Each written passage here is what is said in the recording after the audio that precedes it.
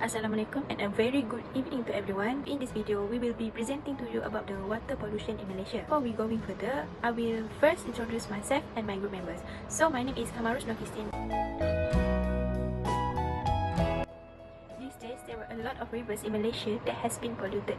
So the rivers that we have chosen for this assignment is Galing River, which it is located at Kuantan, Pahang. Galing River starts at the Semambu Industrial Area and joins the Kuantan River at the location of 7.7 km upstream from the opening of the South China Sea. This is the trend of Galing River for past 6 years, which are from 2018 to 2033.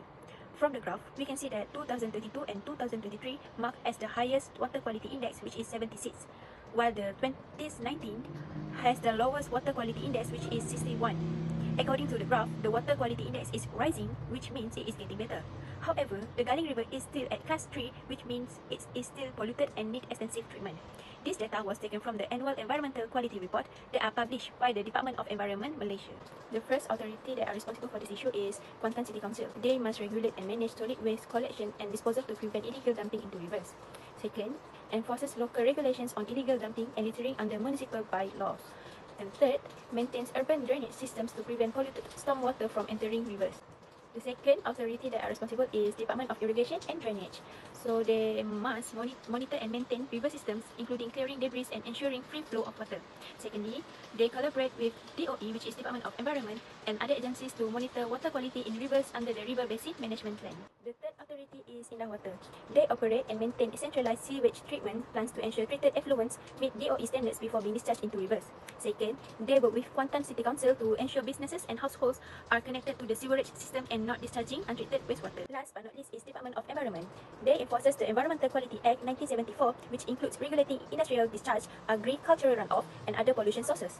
They conduct regular water quality assessment under the National Water Quality Standards Framework.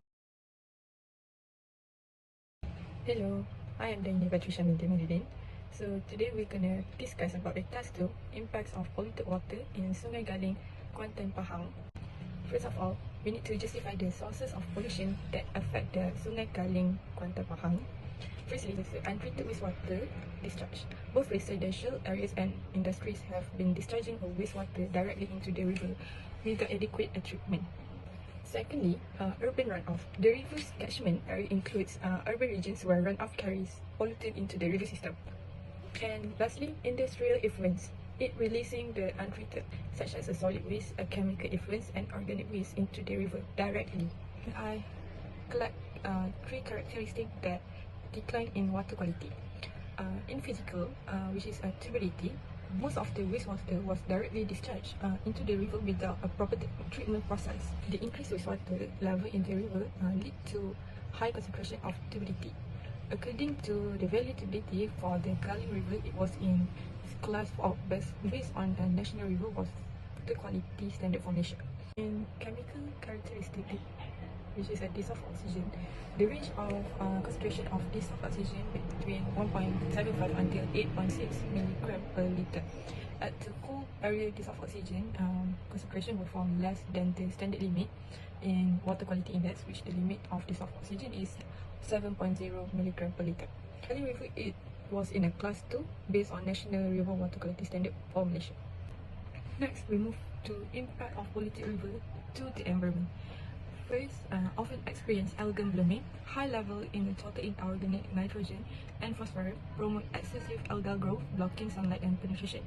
Next, deterioration of biodiversity. Low dissolved oxygen level caused by high organic loads lead to fish kills and the experience of oxygen sensitivity species. Impact of polluted river to economy. First, increase in water treatment costs. Local government must allocate the additional funds to mitigate pollution and treat the waters remaining of public resources.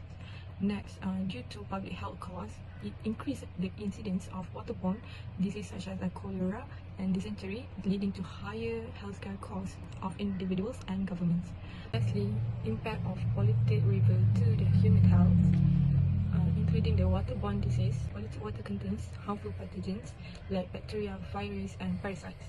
These cause a serious illness, including diarrhea, the leading cause of death in children, respiratory issue by decomposing organic matter in the river, produce a methane, ammonia, and hydrogen sulfides gases which can irritate the respiratory system.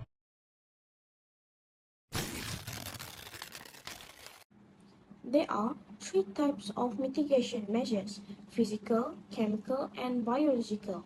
Each of these measures address specific causes of pollution. I will now introduce the short-term actions and long-term strategies associated with each causes to help improve water qualities. So let's get started with physical measure. So there can be a lot of pollution that is caused by physical measure, such as increased sedimentation due to poorly managed construction activities and urbanization. For the short-term action that can be done is by installing sediment traps and silt fence at construction site to minimize sedimentation in river. And as for the long-term strategies, we can build an advanced stormwater management system to control the urban runoff. Now let's get into chemical measure.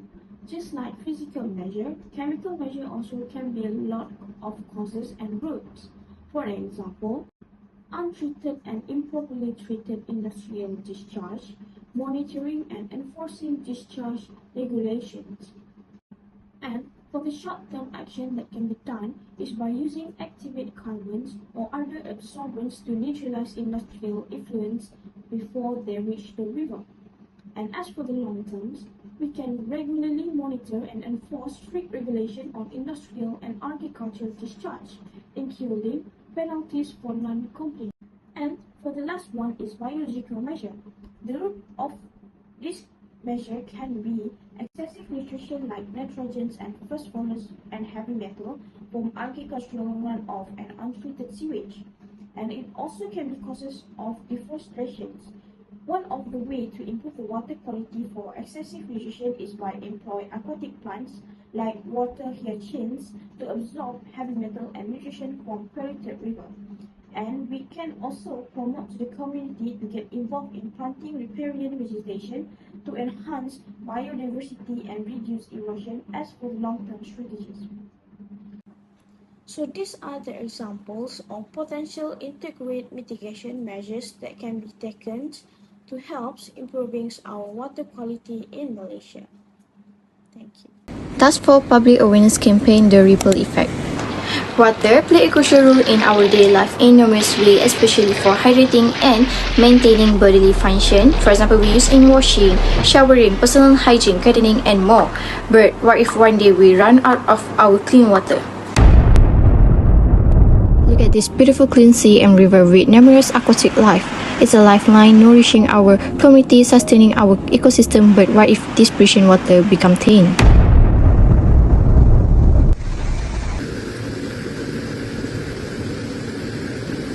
What was the factors? Number 1, it can be illegal dumping disposal into a river. Number 2, industrial discharge that will affect climate change. Number 3, plastic pollution by human, and more.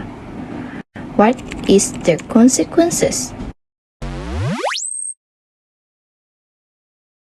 Dying marine life due to improper disposal of plastic, barren landscape due to degradation of ecosystem, loss of biodiversity, plants, and erosion of soil. It's hard to find a clean water.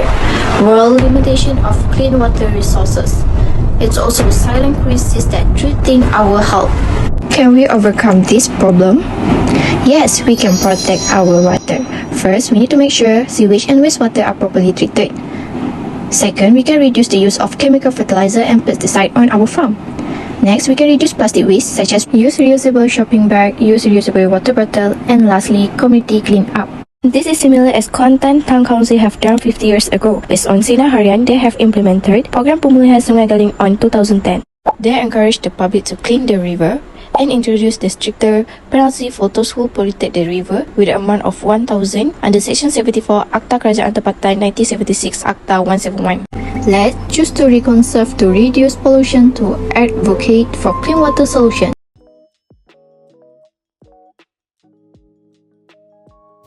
The proposed system is designed to efficiently manage and process river waste, benefiting to the community and the environment. Here is the layout of the innovation. A net will be installed in the river to collect all the trash. The collected trash will then be transported to a waste processing center located near to the river.